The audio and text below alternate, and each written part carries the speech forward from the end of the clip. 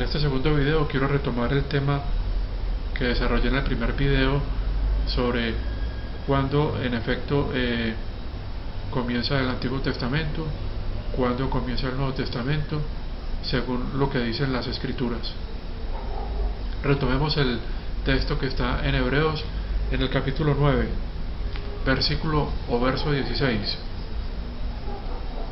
Dice así: en el caso de un testamento es necesario probar la muerte de quien lo hizo, porque un testamento está en fuerza únicamente cuando alguien ha muerto. Nunca tiene efecto cuando quien lo hizo está vivo. Por esto es que aún el primer pacto no fue puesto en efecto sin sangre, o sea, sin muerte. Entonces, según lo que dice acá las Sagradas Escrituras, para un testamento tener vigor o tener efecto, tiene que haber muerte de quien lo hizo, o tiene que haber derramamiento de sangre. Acá se están refiriendo al antiguo, en este caso van a seguirse refiriendo acerca del antiguo testamento, o al primer pacto que hizo Dios con el pueblo de Israel. Y veamos en el versículo 19 lo que dicen: cuando Moisés había proclamado todo mandamiento de la ley a todo el pueblo, él tomó la sangre de becerros junto con agua, lana escarlata y ramas de hisopo, y roció el rollo y a toda la gente. Él dijo: esta es la sangre del pacto que Dios ha mandado que ustedes guarden. Esta es una cita que está en Éxodo capítulo 24, a partir del verso 8. Aquí en este punto podemos establecer que si el antiguo o primer pacto, se le llama Antiguo Testamento o primer pacto con el pueblo de Israel, porque los otros pactos que hizo Dios con el hombre fueron antes de que se formara el pueblo de Israel, como son el pacto de Dios con Noé, que está referido en Génesis 9, y el pacto de Dios con Abraham, al cual está referido en Génesis 15. Acá todavía no se había formado el pueblo de Israel, porque el pueblo de Israel sabemos que parte a partir de Jacob, que es un descendiente de Isaac. Todavía no había nacido Jacob cuando Dios hizo el pacto con Abraham.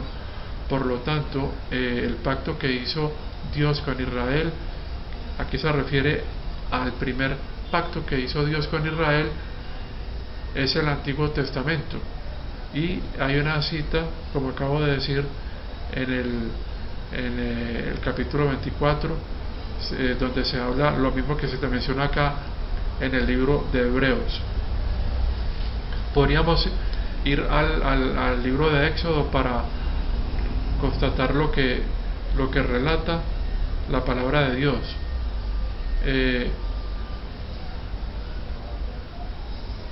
Vamos a ir para que nos demos cuenta cómo el Antiguo Testamento fue ratificado o conformado o confirmado, y esto está establecido en el capítulo 24, porque desde el capítulo 19 Dios comenzó a establecer el pacto, pero este pacto no había entrado, el capítulo 19 del libro de Éxodo, pero este pacto no había sido confirmado, o sea, ratificado o entrado en vigor hasta que no se selló con la sangre de los animales que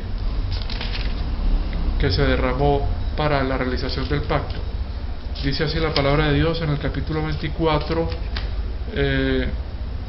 verso 5. Dice así: Moisés, dice así: luego Moisés envió a hombres jóvenes de Israel, y ellos ofrecieron ofrendas de paz y sacrificaron becerros al Señor. Luego Moisés tomó la mitad de la sangre y la puso en vasijas, y la otra mitad la roció sobre el altar. Luego tomó el libro del pacto y lo leyó al pueblo. Este es el libro del pacto que Dios le dio a Moisés en la montaña. Ellos respondieron: haremos todo lo que el Señor ha dicho, obedeceremos. Moisés luego tomó la sangre, la roció sobre el pueblo y dijo: esta es la sangre del pacto que el Señor ha hecho con ustedes de acuerdo a todas estas palabras. O sea que para el pacto ratificarse o confirmarse se tenía que rociar con sangre, se tenía que realizar el sacrificio de los animales y rociar, y el rociamiento de sangre que hizo Moisés al altar, al pueblo, al libro, a las palabras del pacto. O sea que según la misma escritura estamos comprobando que el Antiguo Testamento no había sido ratificado o confirmado en el primer capítulo de Génesis, de tal forma que pues vemos como las mismas escrituras nos ayudan a establecer la verdad o el error que hay en las creencias que tenemos muchos cristianos, porque las hemos recibido, nos las han transmitido y no las hemos cuestionado o no las hemos establecido a partir de las escrituras.